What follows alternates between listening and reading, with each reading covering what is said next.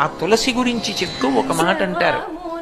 ఆమె కళ్యాణి అని ఆవిడికి పేరు. కళ్యాణి అంటే సమస్త శుభములనిస్తుంది తులసి చెట్టు. అలాగే సమస్త భద్రములనిస్తుంది తులసి చెట్టు. అందుకే ఇప్పటికీ ప్రాణోత్క్రమణం అయిపోతోంది, ఆయనంతా ఆయన తులసి కోట దగ్గరికి వెళ్ళకపోతే కనీసం తులసి నీళ్లు పొయ్యండి అని తులసి నీళ్లు పోస్తారు. ఇంకొక నీళ్లు పొయ్యరు, తులసి నీళ్లు పోస్తారు. అలా మట్టి తినడానికి అధికారం ఉన్నది, పత్రం తినడానికి అధికారం ఉన్నవి రెండే. ఒకటి తులసి, రెండు మారేడు. అసలు నేను సరిగ్గా క్రమంలో చెప్పాలంటే ముందు మారేడు, వెనక తులసి. అంత గొప్పది తులసి చెట్టు. తులసి ఆరోగ్యానికి కూడా అంత అవసరం. పూర్వం ఇంట్లో ఇప్పుడు తులసి ఎందుకు ఉంచుకునేవారంటే, పైనుంచి వాంతి కానీ కింద నుంచి అతిసారం కానీ జరిగితే ఆపగలిగినది తులసి చెట్టు ఒకటే.